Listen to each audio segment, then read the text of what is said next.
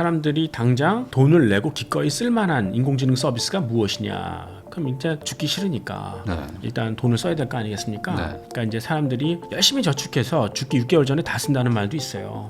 여러분들이 쓰러지기 전에 빨리 병원으로 보내야 되는 거예요. 여러분들의 실시간 건강 정보를 알고 싶은 거죠. 네. 그거를 이제 인공지능으로 계속 보는 거예요. 패턴을 딱 보니 이 사람 며칠 있다 아무래도 이런 쪽으로 쓰러지겠다 싶으면 빨리 병원으로 보내는 거죠. 그런 업체들이 조금 이제 부각을 받고 있는데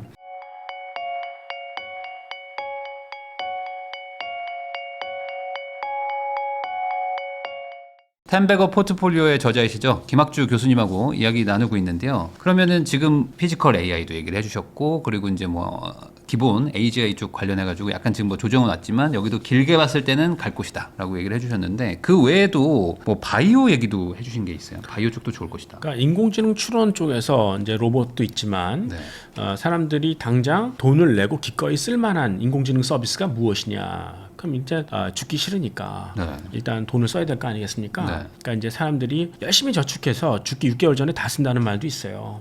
예, 하여튼 지금 정부도 지금 문제죠. 그러니까 건강보험 재정이 이제 고갈되는 거 아니겠습니까? 요즘에 인구가 노령화되다 보니까 지금 여러분들 몸에도 계속 암세포가 생기고 있어요. 다만 그것을 면역세포가 와서 죽이는 거 아니겠습니까? 네. 근데 늙으면 결국 면역력이 떨어지니까 결국 암과 같은 치명적인 질병에 막 노출돼요. 그러면 이 정부 입장에서는 그 약을 다 줘야 돼요. 약이 비쌉니다. 미국에서 이 만드는 약이 비싼데 그걸 사다가 여러분들한테 싸게 나눠주는 거예요. 그러니까 보험 재정이 이제 고갈되는 거죠. 그러면 어떻게 해야 되느냐? 그러니까 인공지능을 통해서 그 문제를 한번 해결해 보자. 신약을 개발할 때 많이 들어가는 비용이 일단 신약에 후보 물질이 있지 않습니까? 근데 그것들이 어떻게 결합되는지에 따라서 그 독성이나 효능은 다 달라져요. 네. 그리고 그 후보 물질이 붙는지도 잘 모른다고요. 그러니까 그거를 계속 컴퓨터로 계산하고 있죠. 그러니까 제가 아는 기업도 몇 년째 그 최적의 조합을 찾으려고 계산을 하고 있어요. 아직도 몰라요. 그러니까 마치 뭐 백사장에서 바늘 하나 찾는 거하고 비슷한 거죠. 근데 그거를 인공지능이 금방 찾아준다. 그러면 이제 블록버스터가 되는 거 아니겠습니까? 네. 그러니까 이 약 가격이 확실히 다운될 수 있는 거죠. 또 하나 이제 그 신약 개발할 때 돈이 많이 들어가는 게 임상입니다. 그러니까 약을 개발했으면 환자한테 한번 써봐야 될 거 아니겠어요? 네. 환자 모집 비용이 굉장히 비싼 거죠. 근데 지금 아바타를 만들어요. 예를 들어 암 환자면 암의 성분을 거기다 다 집어넣어 보는 거죠. 환자하고 똑같은 몸을 만들어 보는 거죠. 네. 거기다가 약을 쳐보면은 이제 알 수 있는 거죠. 이게 지금 가상현실처럼 이렇게 하는 그렇죠. 건가요? 네, 디지털 트윈이라고 그러죠. 네. 그리고 이제 가장 결정적인 거는 여러분들이 한번 이제 쓰러지지 않습니까? 그때는 대책은 없어요. 비싼 약을 주는 수밖에 없는 거죠. 그러니까 정부의 관심이라는 거는 여러분들이 쓰러지기 전에 빨리 병원으로 보내야 되는 거예요. 그래서 알고 싶은 건 뭐냐면 여러분들의 실시간 건강 정보를 알고 싶은 거죠. 네. 그래서 그거를 이제 인공지능으로 계속 보는 거예요. 패턴을 딱 보니 이 사람 며칠 있다 아무래도 이런 쪽으로 쓰러지겠다 싶으면 빨리 병원으로 보내는 거죠. 네. 그래서 여러분들한테 이제 그 웨어러블 디바이스, 그러니까 몸에다 뭘 좀 착용해라. 그래서 당신의 실시간 건강 정보를 알고 싶다. 하는 거. 그래서 거기 원격 의료 아니겠습니까? 그래서 이제 지금 그런 업체들이 조금 이제 부각을 받고 있는데 뭐 한국에서도 시어스 테크놀로지라고 있었어요. 걔네들이 이걸 지향하고 있는데 아직 규제가 우리나라는 제대로 해결이 안 돼서 본격화하고 있지 못하지만 그래도 이 원격 의료를 통해 가지고 병원에서 이제 필요로 하는 어떤 행정 인력들 간호사를 비롯해서 뭐 이런 거는 이제 대체를 하면서 비용을 절감하니까 여기에 굉장히 관심이 많더라고요. 네. 그 정부가 그 약간 건강 정보들을 우리나라가 좀 많이 갖고 있어가지고 이쪽을 AI, 뭐 한국형 AI로 좀 발전시키겠다 뭐 이런 얘기를 한 게 있었던 것 같은데. 예. 우리나라도 약간 그쪽으로는 경쟁력이 있는 건가요? 이 글쎄요. 의료 AI? 예. 데이터도 많이 있으니까. 근데 이제 그 규제가 아직 해결이 안 돼서 본격화되려면 그것부터 먼저 이제 풀어줘야 되는 거고 또 하나 이제 인공지능이 가장 빛을 발할 수 있는 데가 미생물이에요. 네. 이 인공지능이 제대로 일을 하려면 데이터가 많아야 되고 그게 좀 약간 특이적인 데이터라야 될 거 아니겠습니까? 근데 바로 미생물이 바로 그렇다는 거죠. 그래서 미생물은 지금까지 별로 이렇게 미국 FDA가 신약으로 인정을 안 해줬었어요. 그 미생물이 뭔지 장내 미생물이죠. 장내 미생물을 개발하는 거예요. 네. 그러니까 요게 이제 장내 미생물이 하는 역할들이 되게 많거든요. 네. 예. 근데 미생물이라는 거는 독성은 없어요. 근데 이 약효가 약간 좀 모호하다는 거죠. 알 수도 없고. 네. 그다음에 미미하고. 근데 이 최근에 이제 이 미생물 신약이 이제 뜨기 시작하는 거죠. 왜 약효가 없냐? 그거는 사람마다 장내 미생물 환경이 다 틀리다. 그러니까 맞춤형으로 안 주니까 그렇지. 네. 근데 맞춤형을 아는 사람들이 별로 없어요. 근데 그 데이터만 알고 있으면 얼마든지 효과는 낼 수 있다는 거죠. 그러니까 제가 창업한 회사가 하나 있거든요. 네. HEM 파마예요. 네. 그러니까 그 업체가 이제 글로벌 이 미생물 신약 기업이 될 수 있는 그런 데이터들을 갖고 있어요. 네. 그래서 뭐 예를 하나 들어드리면 여성분들이 이제 갱년기로 접어들면 호르몬, 그러니까 에스트로겐이 확 줄어들죠. 그러면 잠도 못 주무시고 굉장히 부작용이 많아요. 근데 콩을 먹지 않습니까? 그럼 그 안에 있는 이소플라본, 그거를 미생물이 분해를 해서 에쿨이라는 물질이 나오거든요. 그게 여성 호르몬을 어느 정도 대체할 수 있어요. 네. 도움이 되는 거죠. 근데 어떤 분들은 미생물이 없어서 그거를 분해를 못 해요. 그러면 더 증상이 심각해지는 거죠. 네. 그러면 HM 파마는 그 중에 어떠한 미생물의 체인이 끊어졌으니 그쪽을 더 보강해 주는 거죠. 뭐 그렇게 되면 이제 정상적인 어떤 기능을 할 수 있는 것, 뭐 이런 거고. 또 하나 예를 들어드리면, 예를 들어서 뭐 지금 면역 항암제 중에서 가장 잘 나가는 게 키트루다. 근데 면역 항암제 쓰면은 일단 면역을 건들기 때문에 네. 막 이 염증 반응이 확 일어나요. 가장 먼저 오는 게 장이죠. 장염이 걸리면 그래서 이제 항암 받는 사람들이 하루에 변을 30번씩 보고 그러면 생활이 안 돼요. 그러겠죠. 어디 외출을 할 때도 어디에 화장실인지부터 확인해야 되니까. 예, 그런데 만약에 장내 미생물에 파괴된 장내 미생물을 잘 복원시켜서 그 염증을 훨씬 완화시켜 줄 수 있다. 뭐 이러면은 굉장히 좋은 거죠. 이게 그동안은 개발하기 되게 어려웠기 때문에 안 됐던 거죠. 예. 근데 이게 AI랑 엮이면은 훨씬 더 이제 단축되니까 시간이. 그렇습니다. 그러니까 이 미생물에 대한 도메인 날리지가 있는 데가 미국이 아니었어요. 네. 미국은 화끈한 뭐 항체나 뭐 화학약품을 많이 했었고 오히려 유럽이 해서 특히 독일 같은 데가 잘했었죠. 네. 근데 제가 이제 세운 이 HM 파마의 H가 뭐냐 홀자펠이에요. 그러니까 네. 비렐름 홀자펠이 살아있는 어떤 미생물 연구자 중에 가장 논문도 많이 쓰시고 레전드죠. 네. 그분이 독일의 시약처장도 하셨고 뭐 이제 막스 루브너의 의장도 오랫동안 하셨고 이 미생물의 도메인 날리지를 굉장히 많이 알고 계셨고 그래서 이제 그분의 도메인 날리지와 인공지능을 합해서 이제 새로운 솔루션을 해결해 나가는 그런 업체를 볼 수 있겠습니다. 결국에 이 바이오 쪽은 뭐 네. AI 인공지능과 엮여가지고 잘 될 거라고 말씀을 해주셨는데 네. 그 반대로 여기는 뭐 기존의 의사들도 있고 네. 어찌 보면 인공지능을 거부하고 싶은 분들도 많을 거잖아요. 그렇습니다. 네. 엄청나게 많을 거고 이제 뭐 제약회사라든지 뭐 기존의 그 업계들이 있을 텐데 이게 되냐? 이 원론적인 문제가 있을 것 같습니다. 그러니까 이제 요즘에 인공지능이 이제 멀티모달이라고 그러죠. 네. 그러니까 여러 가지 데이터를 막 학습을 해요. 그래서 과거에는 뭐 텍스트나 이런 것만 봤지만 요즘에는 이제 환자의 어떤 그러한 소견서 같은 걸 막 보는 거죠. 그리고 이제 MRI나 CT 같은 것들을 또 막 봐요. 화면을. 그리고 이제 의사고시 문제를 막 풀고 있더라고요. 네. 아마 의사고시에서 수석하는 게 인공지능일 것 같아요. 그렇다고 들었어요. 예, 그럼 내과 의사 같은 사람들은 조금 긴장을 하셔야 되는 거죠. 제가 또 이제 창업한 기업 중에 하나가 암을 조기 진단하는 그런 기업이에요. 네. 보통 이제 암 진단이라는 게 3, 4기가 많지 않습니까? 무슨 의미가 있어요? 근데 여기는 1, 2기가 정확한 거죠. 그래서 한번 병원에 제시를 해봤습니다. 이 기계가 이 환자는 암인 것 같다. 근데 의사가 그걸 못 찾아요. 근데 정형이 너무 작으니까 네. 그러니까 기계가 좀 실수한 것 같습니다. 근데 나중에 암이 드러났어요. 네. 그러니까 의사는 되게 당황스러운 거죠. 그러니까 이게 결국은 나를 협박하는 거구나, 위협하는 거구나 이렇게 생각하면 한국 같은 경우에는 의사가 싫어하면 결국 서비스가 안 돼요. 그런 문제가 있는데 결국 의사들이 지금은 쓰기 편한 걸로 가야 되지 않느냐 뭐 이렇게 생각을 하는데 그러니까 템퍼스 AI가 이제 그런 거였었습니다. 그러니까 의사를 도와주는 거죠. 그래서 이 플랫폼을 딱 들어가 보면 암 환자의 그 종양 성분을 딱 입력을 하잖아요. 예, 그러면 진단법, 치료법, 치료제 다 나옵니다. 한 번에 다 나오는 거죠. 그래서 보통 암 환자를 이제 치료 시작할 때까지 그 기간, 리드 타임이 꽤 길거든요. 근데 그걸 확 줄여주는 거죠. 그러면 환자가 살 수 있는 확률이 높지 않습니까? 심지어는 당신의 암 종양 성분을 보아하니 지금 아직 약으로는 나오진 않았지만 어느 대학에서 하고 있는 그 임상이 잘 맞을 것 같다. 그쪽을 가봐라. 그러면 죽을 사람도 살리는 거 아니겠습니까? 네. 예, 그래서 뭐 이런 것들은 앞으로 시간이 갈수록 조금 더 구체화되지 않을까 생각합니다. 그 방금 말씀해주신 그 바이오 관련해가지고 결국에 그러면 신약 개발을 하고 있는 아주 초대형 그 그 글로벌 기업들도 많잖아요. 네. 그런 쪽에 투자하는 것도 괜찮은 건가요? 거기는 당장 비용이 확 줄어들 것 같은데. 당연히 그렇겠죠. 근데 거기는 더 중요한 요인들이 있지 않습니까? 그러니까 스윙 팩터가 네.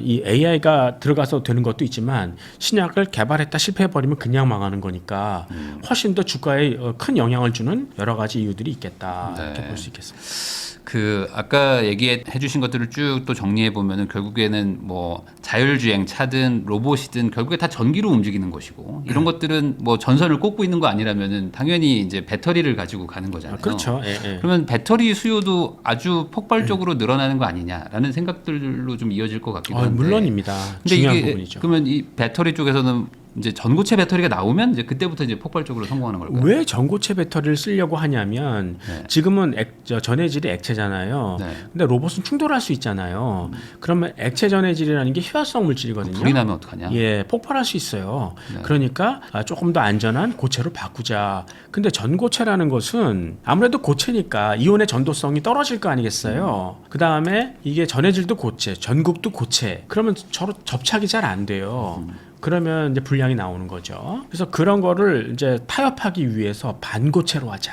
반고체. 그러니까 전해질이 젤로가 젤. 네. 그러면은 적당히 안전하고 적당히 출력이 좋은. 근데 휴머노이드는 고출력이 필요하거든요. 그러니까 출력을 조금 더 높일 수 있는 조치를 취합니다. 한 두세 가지 정도로. 네. 그게 이제 그 리튬 폴리머 전지라고 하죠. 그래서 일단 이거는 출력이 높기 때문에 중국의 리튬 인산철 LFP보다는 한국의 니켈 코발트 망간 요게 좀 유리하지 않느냐. 그래서 한국이 조금 괜찮지 않을까 이렇게 생각하는데 이 리튬 폴리머 전지가 2015년에 거의 특허가 다 만료된 거예요. 그러니까 오래된 기술이라는 거예요. 네. 그러니까 중국 애들도 충분히 할 수 있는 거고 중국은 이미 뭐 로봇을 만들고 있지 않습니까? 이 리튬 폴리머 전지의 그 생산 인프라도 있어요. 그러니까 이미 공급을 많이 늘려놓은 상태죠. 예. 그럼에도 불구하고 한국이 조금 더 유리할 수 있지 않느냐 이렇게 얘기하는 건 뭐냐면 고출력 전지라는 거는 위험하잖아요. 근데 중국도 배터리 품질이 꽤 많이 올랐습니다. 한국하고 거의 비슷하죠. 근데 편차가 있어요. 그러니까 불량이 있을 수 있다는 거예요. 만약에 그걸 썼다가는 이거는 고출력이니까 폭발할 수 있잖아요. 네. 그러니까 초기에는 일단 신뢰성이 있는 한국산 배터리를 쓰지 않을까 하는 게 첫 번째고, 뭐 두 번째는 아무래도 그 이제 그 미국이 중국을 많이 이제 좀 아무래도 좀 압박을 견제하지 하죠. 않습니까? 네. 그 사이에서 이제 한국이 조금 더 이제 뭐 수혜를 보지 않을까. 또 휴머노이드 초기에는 수요가 많이 늘잖아요. 그러니까 중국이 공급 과잉을 깔아놨다 하더라도 그거를 어느 정도 높은 수요가 소화해주지 않을까. 그래서 뭐 한국이 좋지 않을까 생각하는데 시간을 길게 보면 결국은 중국하고 다른 걸 못하잖아요. 그럼 잡히게 돼 있어요. 그러니까 우리가 이제 배터리가 망한 이유가 그거 아닙니까? 중국이 생산 잘해요. 우리도 같이 잘해요. 필요 없어요. 걔네 규모를 보면 원가가 상대가 안 돼요. 네. 똑같은 거 해서는 안 된다는 거죠. 그러면 결국 중국이 못하는 거는 아까 그 전해질을 고체로 만드는 전고체 있지 않습니까? 네. 그거 소재 못해요 중국이. 그걸 누가 잘하냐면 미국의 퀀텀스케이프, 그 다음에 일본의 도요타나 뭐 이제 파나소닉 이런 데가 네. 하거든요. 그러니까 걔네들이랑 우리가 이제 제휴를 해야 되는 거죠. 그래서 그러니까 한미일 동맹을 맺는 거죠. 그래서 중국을 어차피 걔네들 견제하고 싶어 하니까 그 사이에서 우리가 이제 수혜를 보는 전고체 소재는 미국하고 일본 애들이 생산 공정 우리가 뛰어나니까 우리가 그렇게 해서 이제 그 중국을 견제하는 그런 쪽으로 가야 조금 승산이 있을 것이다 이렇게 생각하는. 그러면은 뭐 국내에 있는 2차 전지 뭐 배터리 회사들을 투자는 또 이건 별개 얘기인 건가요? 이쪽에 그러니까 저는 약간 조심스러워요. 그러니까 단기적으로는 수혜를 뭐 받는다고 얘기는 하는데 그게 언제 무너질지 모른다는 거예요. 그러니까 중국이 그만큼 공급 과잉을 굉장히 심하게 하니까. 결국에 이제 제조만 해가지고는 네. 경쟁이 안 되는 거고 뭐 그러니까. 특별한 다른 게 있어야 되는 거죠. 근데 그게 그 전고체 그 소재는 굉장히 뭐 그 이온 도핑이라든가 그다음에 뭐 굉장히 화학적인 이해가 높아야 돼요. 네. 우리나라가 하기 힘들걸요. 그러니까 차라리 그쪽이랑 제휴를 하는 게 좋을 것 같아요. 그러면은 그 휴머노이드도 어쨌든 중국이 잘하고 있고 거기도 뭐 AI뿐만 아니라 지금 뭐 제조, 뭐 그리고 이제 원료까지 뭐 다 가지고 있으니까 어찌 보면 국가적으로는 네. 다 할 수 있는 거잖아요. 네. 중국과의 경쟁에서 결국에는 이 중국 외 나머지의 싸움인데 이쪽에서 중국을 이길 수 있는 건가요? 결국 저는 사실 중국 그 휴머노이드에 대해서 그렇게 가치를 높게는 안 봐요. 그 이유가 뭐냐면 중국은 지금은 굉장히 찬란하죠. 막 발차기하고 막 예, 네. 빠르죠. 그러니까 그 이유가 뭐냐면 실패를 해도 결국 정부가 다 책임져 줘요. 그러니까 어떤 거든지 시도할 수 있다는 거죠. 네. 그 얘기는 뒤집어서 얘기하면 결국 이 로봇을 진화시키는데 그럴 만한 동기부여가 안 된다는 거예요. 결국은 그 로봇은 누구 거예요? 민간 기업 거예요? 정부 거예요? 뭐 민간 기업고 정부 거예요. 어차피 여러분들이 오해하는 게 뭐냐면 그 민간 기업은처럼 보이죠. 무늬만 그래요.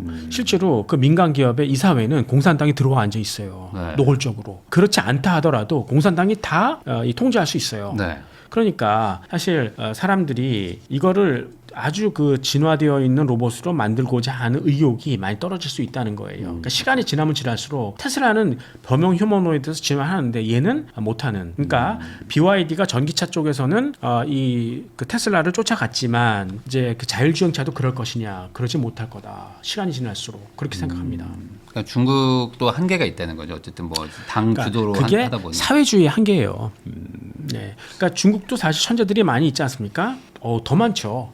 근데 걔네들이 다 어디 가요? 미국으로 가죠. 미국 사람이에요. 걔네들이 중국을 위해서 일해요? 미국을 위해서 일해요? 미국을 위해서 일하는 거죠.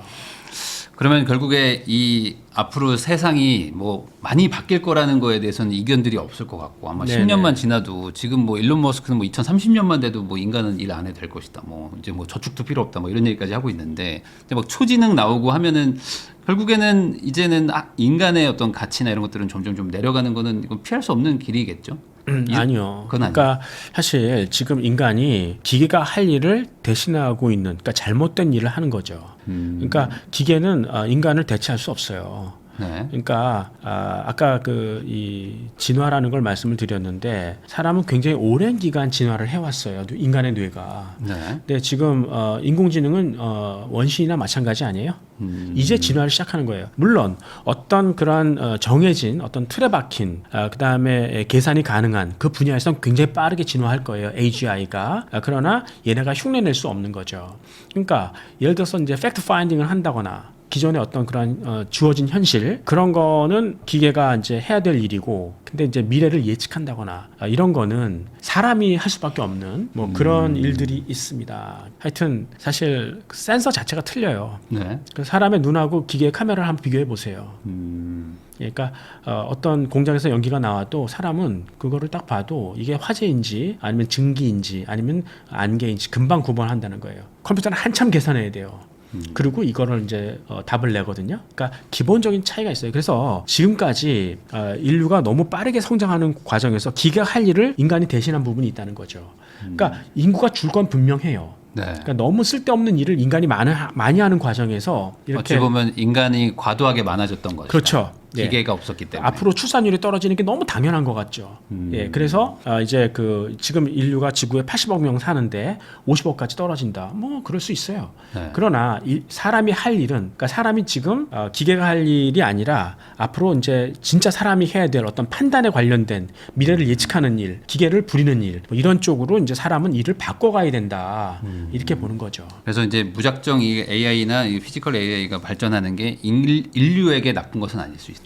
예, 결국은 조금 더 스마트한 사회로 바꿔가는 거죠. 그럼 이제 마지막으로 이런 그 사회의 변화가 있을 때 결국에 이제 책 쓰신 것처럼 이제 템베거도 나올 텐데 네. 이 템베거 투자를 하는 어떤 그 원칙이랄까요? 뭐 본질이랄까요? 이런 얘기를 마지막으로 한번 해주시면 좋을 것 같습니다. 이게 항상 그 올라가지만은 않잖아요. 역사적으로 가장 주가가 많이 올랐던 때가 1950년대였던 것 같아요. 네. 그때 이제 냉전 시대였으니까 죽기 살기로 했었고, 그때 이 현대 과학의 기초는 다 만들어졌고, 그게 이제 주가로 다 이어졌고, 지금도 그 시기 같아요. 서로 이제 신냉전이니까 그 사이에서 이제 그 사람들을 더 스마트하게 할 수 있는 그 도구가 나왔냐. 닥쳐. 인공지능 나오고 이제 양자 컴퓨터도 계속 나올 거고. 네. 근데 이제 진행되는 그러한 그 프로세스나 과정 뭐 이런 것에는 여러 가지 정치적인 요인들이 있고 또 기득권이라는 게 있기 때문에 걔네들이 얼마나 저항할 거고 이런 거에 따라서 약간 속도는 차질이 있겠지만 안 갈 수 없는 방향이기 때문에 뭐 계속 뭐 그런 기업들을 장기 투자할 필요가 있다. 근데 예를 들어 구글하고 한번 야후를 비교해 보세요. 2000년대 초반에 인터넷이 세상을 바꿀 것이다. 그래서 두 업체 다 있었는데 결국은 구글은 성공을 하고 야후는 안 됐잖아요. 그러니까 네. 여러분들도 결국은 신기술 기업이지만 궁극적으로 넘버원 가장 경쟁력이 있을 만한 곳으로 계속 옮겨가야 된다는 거죠. 예, 그리고 또 이 테크놀로지컬 시프트가 있을 수 있기 때문에 그 분산 투자를 해야 된다. 그래서 공부를 해보시고 1등 종목으로 ETF를 스스로 만들어 보는 거 그런 것들이 되면 이제 세상이 어떻게 바뀌는 걸 또 아니까 투자뿐만 아니라 여러분들의 어떤 잡 선택이라든가 뭐 이런 쪽에 도움이 많이 될 거로 보고 있습니다. 너무 막 두세 개로 막 집중 투자하는 거는 좀 위험하다. 예, 그러니까 새로운 기술이 막 튀어나올 때는 어느 쪽으로 갈지 모르는 거니까 여러 군데 분산 투자해 보는 게 좋을 것 같습니다. 만약에 뭐 인공지능이 지금 뭐가 이길지를 모르면 그냥 그걸 다 사라는 분들도 있거든요. 그냥 다 사놓으면 되는 거 아니냐라는 얘기도 있는데. 그러니까 하여튼 그 중에 경쟁력 있는 걸 대표주로 그냥 쭉 한번 분산 투자해 보는 게 좋을 것 같습니다. 그러니까 결국에는 갈 수밖에 없는 그 산업, 그 길에 투자하면 뭐 어쨌든 뭐 중간에 부침은 있겠지만 네. 그래야 이제 뭐 10배도 벌고 100배도 버는 게 아닌가 그렇게 얘기를 해주신 것 같습니다. 지금까지 한동대학교 김학주 교수님을 모시고 지금 뭐 글로벌 정세부터 우리가 이제 미래 산업은 어떻게 갈지에 대해서 한번 이야기 나눠봤는데요. 이 내용들 잘 참고하셔가지고 좋은 선택하시기를 바라면서 저도 교수님하고 인사 나누도록 하겠습니다. 오늘 나와주셔서 감사드립니다. 네, 고맙습니다.